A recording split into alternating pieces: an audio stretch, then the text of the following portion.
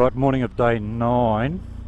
It's been a good 24 hours. I would strongly encourage everybody to factor in rest days, just to regather your composure, make and mend a bit, maybe see the sights.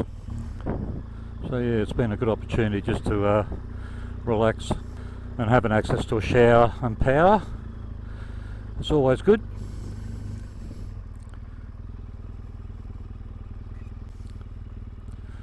They've even got their own mini zoo here, a number of camels and a donkey. Hey boys and girls. Okay, today we're going to make our way towards Papunya, which is an Aboriginal community. Now to get there we've got to go on a thing called the Mereenie Loop. Now I did that road 14 years ago and I added it to my list of roads never to do again. It was horrible. It's a back way to Alice Springs, or another way to Alice Springs, let's call it that. But yeah, horrible conditions, quite long. I think it's, I don't know, 125 or 150 kilometres. And I mentioned it to these guys and they said, and then I thought, you know what, bugger it. I think it's in, because they haven't done it. I think Chris might have done it once. But I thought, bugger it, we've come this far, let them experience what I had to experience and then they can make up their own mind. So yeah, we'll make our way past Kings Canyon, onto the Mereenie Loop and then towards Papunya for fuel and maybe a cup of coffee. So yeah, 40 kilometres of blacktop and then dirt pretty much, I think, for the rest of for the next few days.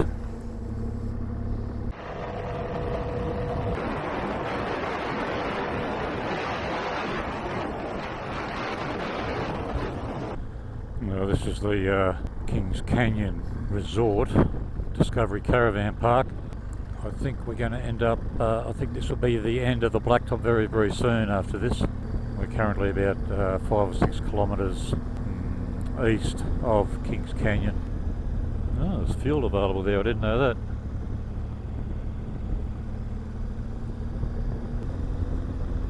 Oh, very elaborate. Oh, it's backdrop, Kings Canyon in the background. Beautiful.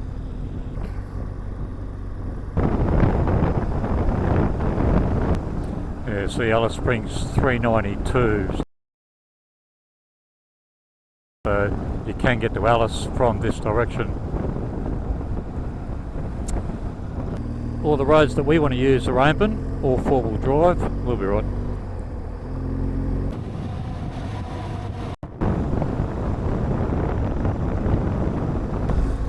Well, first impressions are good. We'll see how long it lasts. I've just pulled up briefly. Tom has broken the brace on his tank that sits under the 30-litre tank. Oh no, there he is. And I was worried that the bodgy repair that he had made might have come unstuck, because this road will certainly be a test of that repair.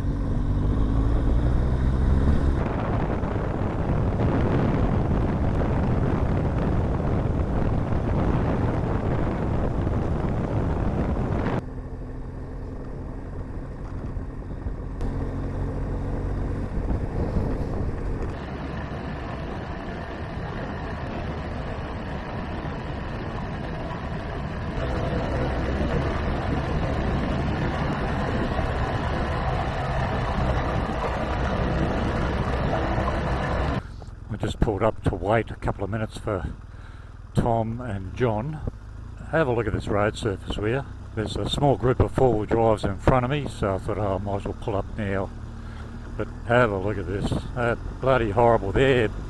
Geez, they're only doing about 20 k's an hour, I think. It's a mongrel of a road.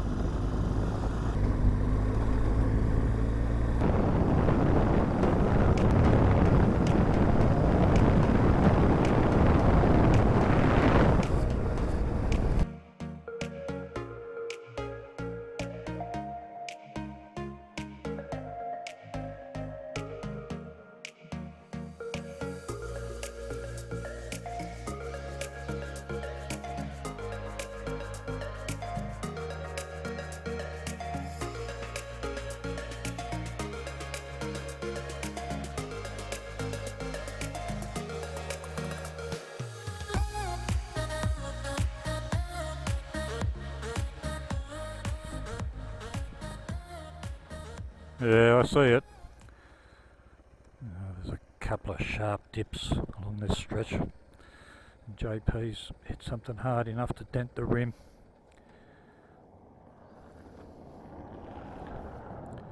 Which is not a deal breaker unless you hit the rim that hard that you actually break the bead, because these are both tubeless.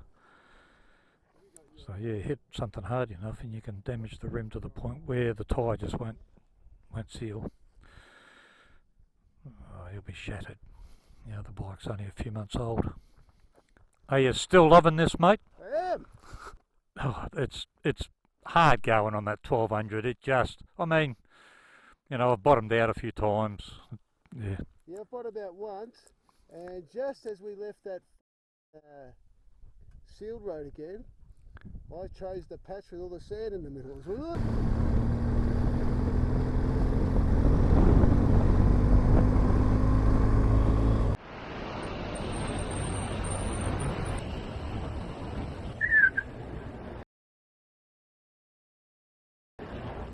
it's never a good sign when you see a bonnet up. He's just inflating his tyres. I bet you they're happy that's over. Well, we're on a minor road now that just joins two roads together. It's more of a rat run than anything else. It wouldn't be often used. It doesn't serve as a community or anything. At least it's not the most direct route to a community, but we're just using it as a means of joining the dots. Hopefully it won't deteriorate too quickly. Got to be careful with some of these creek crossings, although I think it looks like they've had a grader through here. Not sure when. But quite often these creek crossings can become very sandy. Bit of a trap for young grasshoppers.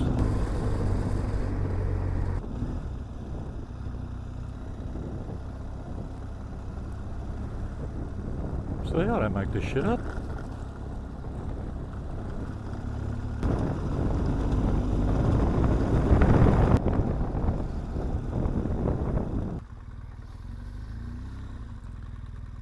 No room there for both of us.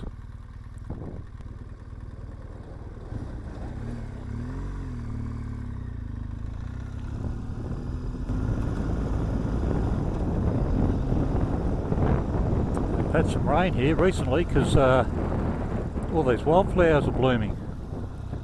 Beautiful.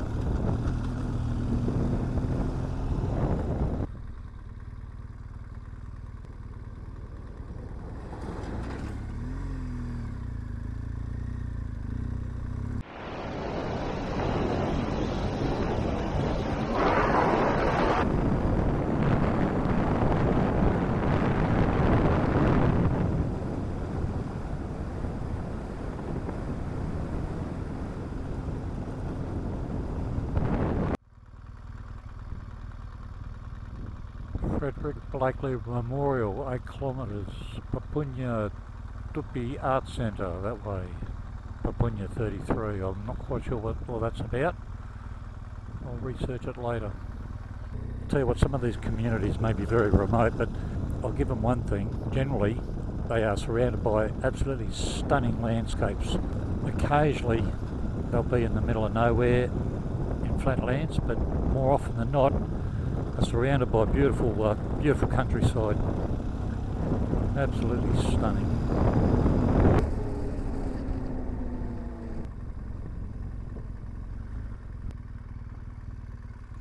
Now that says Tanami Road 89. We're aiming for the Tanami Road, I thought. Papunya 16. Maybe that's the wrong end of the Tanami Road. Yeah, I'm pretty sure we've got to go to Papunya. There must be a link from Papunya to the Tanami Road.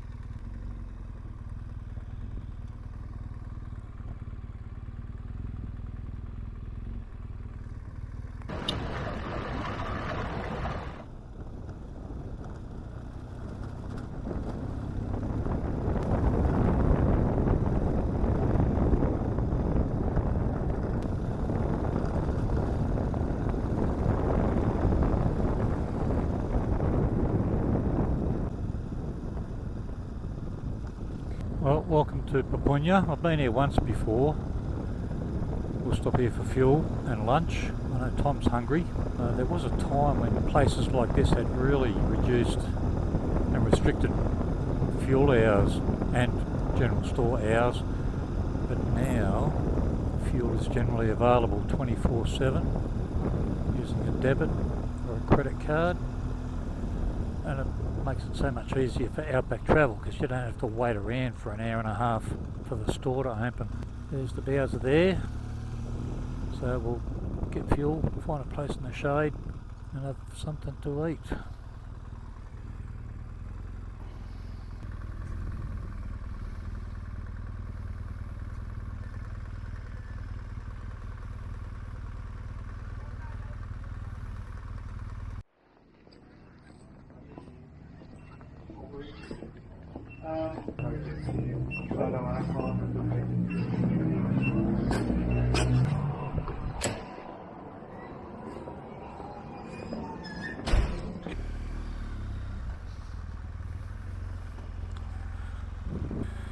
Right, next stop we think will be another community called Uluru.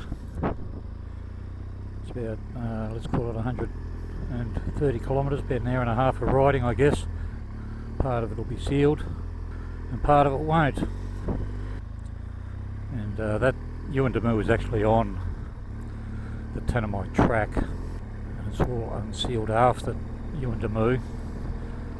And we've got some concerns about bush camping because between here and Uluru there will be a lot of through traffic and it could be a bit sketchy. We want to be on the other side of Uluru on the Tanami Track because that'll have next to no traffic on it. That leads nowhere. I said before it was 123 to Uluru. That's not quite right.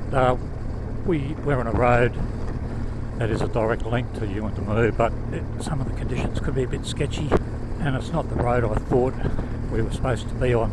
So we're just backtracking a little bit. We're supposed to go on the Gary Junction Road to a T-junction, which is with Tanami Road, and then we turn left. So we'll backtrack a few kilometres. I think it's just safest that way because you'd have to stay wired the whole time if you're on this road.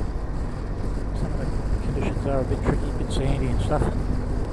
Plus it's the afternoon after a belly full of food, so yeah, not a good mix. Yeah, doing a bit of a sand dance in a few spots. Whoa!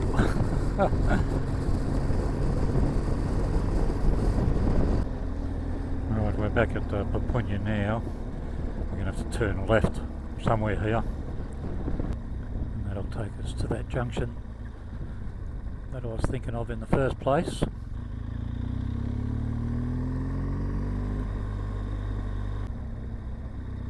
See what I mean about the scenery. Some of these communities, absolutely stunning. Damn pity about all the litter. Anyway.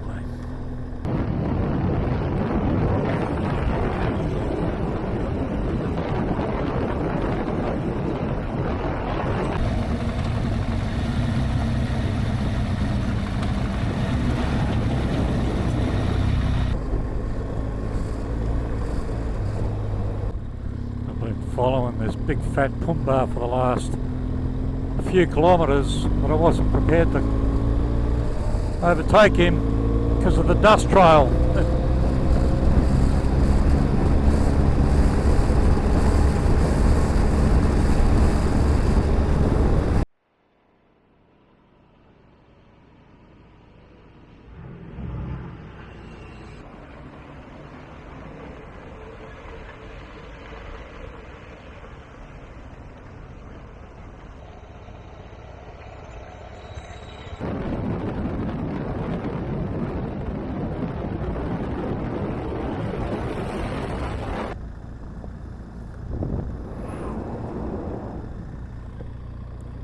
There's a mine, a gold mine further up the Tanami Track called the Granites.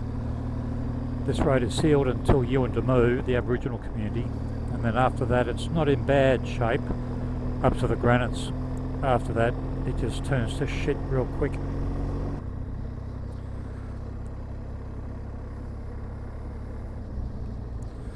This is Tilmouth Well. We're going to call in here. That road, Tanami Road, doesn't really lend itself to bush camping. There's fence lines either side. It's all Spinifex country. So we're going to call in here and just see if there are any options. I mean, some of these places just allow you to put up the tent out the back, you know. We'll see.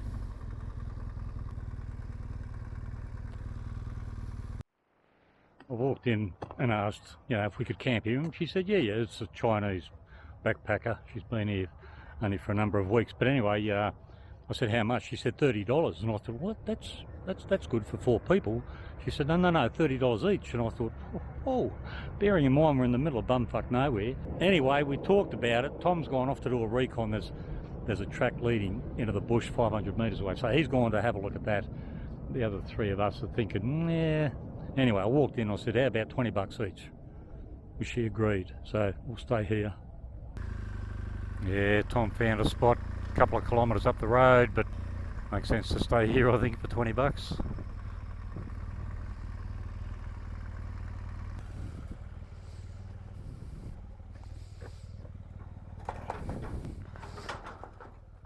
Beautiful.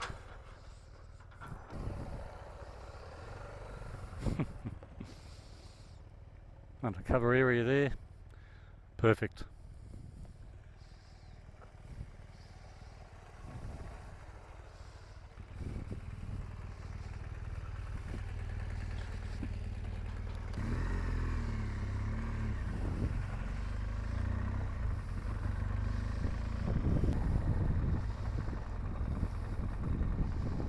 Nice. There's a river bed. No water, but a river bed nonetheless. This will do.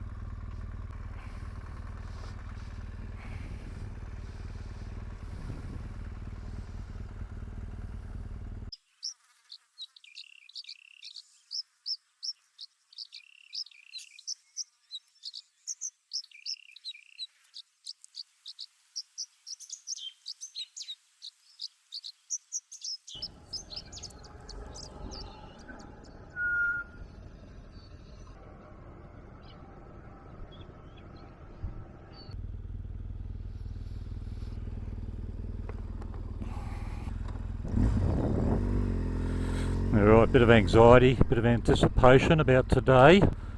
We're going on what is definitely the most remote part of this journey. We're about an hour from Uluru, an Aboriginal community. That'll be the last opportunity to get resupply and fuel, and when we get there we've got to fill up our bladders as well. Because there's no fuel for about 600 kilometres, and all of us are going to need some packed fuel to make that sort of distance. See, this is the sort of thing, I mean, if we get stuck behind one of these guys because of the dust they throw up, we'll never pass them. So yeah, an hour up to Uluru or on the blacktop, and then after that we enter the Badlands.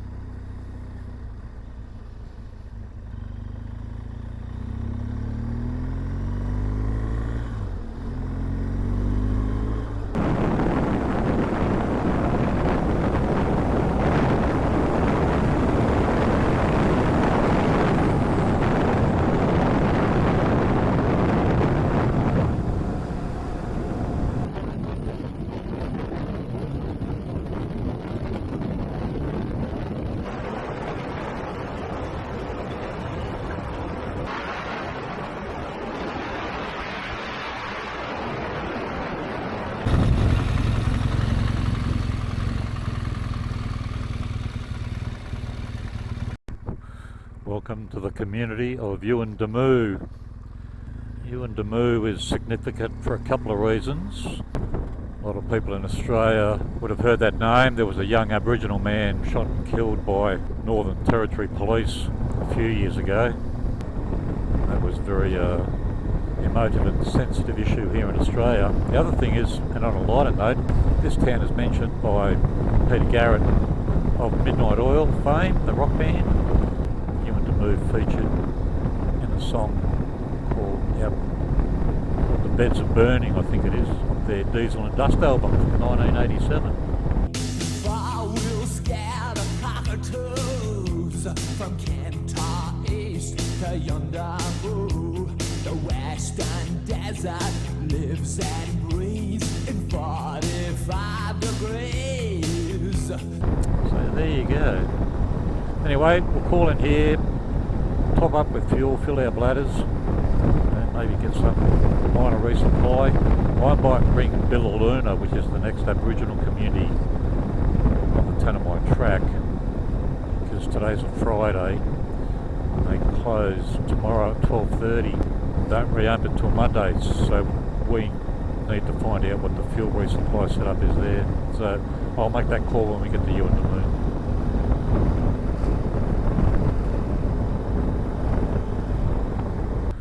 The other thing about Yuendamu is that there's been a couple of high-profile Aboriginal Aussie rules players who grew up here. So there's obviously some talent in these remote communities.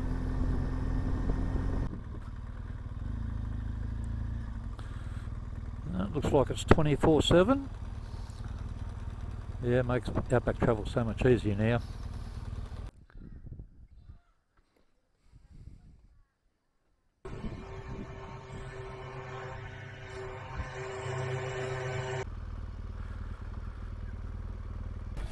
Well, while we're in the store, Chris was talking to a local landowner, and he was saying that the road's sealed right up to the Granites, the gold mine. We were aware that there were some truckies who were pretty much refusing to use their vehicles on that road because the conditions were so horrible. They were just breaking all the gear. So maybe somebody's taken notice and actually done some work out there. So we'll get out there and we'll have a look, eh?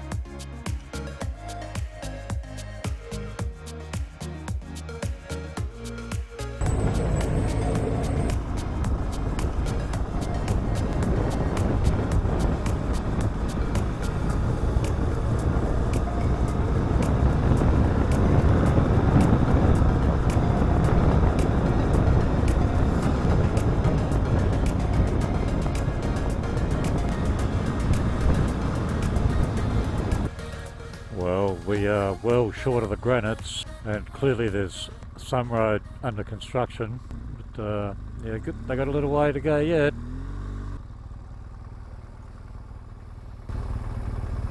Great detour.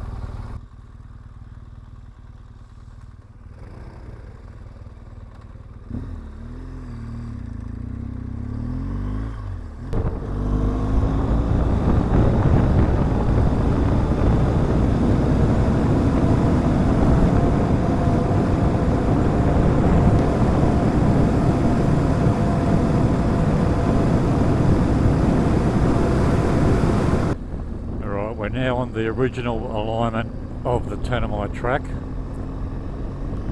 so conditions won't be as good as they were. They won't be too foul until we get to the granites, and then it'll change quickly.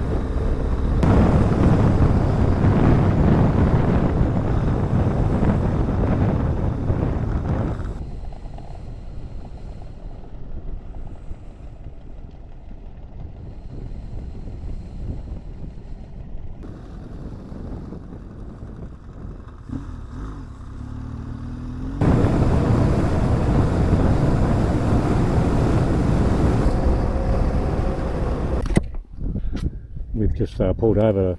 A couple of the blokes decanted their fuel into their tanks to get that extra weight off the back end. We're only about 100 metres off the road, the existing track, and I guess, or my guess is that this would have been the original Tanami Track back in the day, before they discovered gold up at the granites. Yeah, the granites is about, I don't know, 60 k's up the road, and we're going to call into a place called Rabbit Flats. There's lots of urban myths about Rabbit Flats. It used to be a roadhouse, which is now permanently closed. But yeah, there's a bit of history with that place. So yeah, we'll call in there and just have a look-see.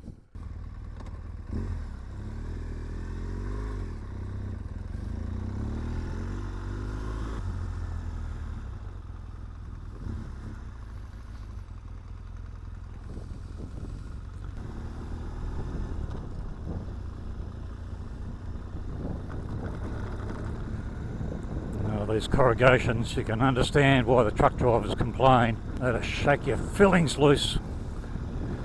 There's a sign up here that says something. Beware loose surface, dust and corrugations.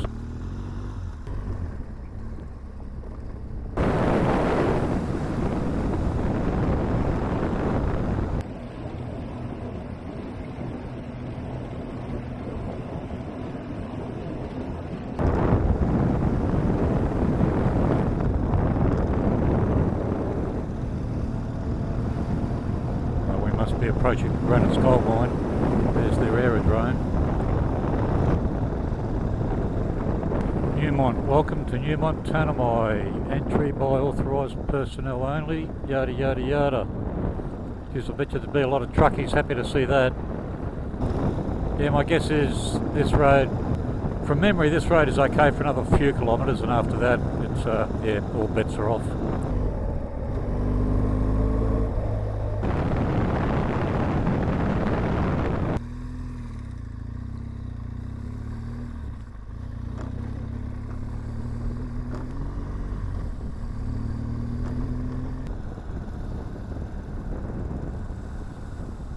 Oh, there's some infrastructure still there. I can see a water tank.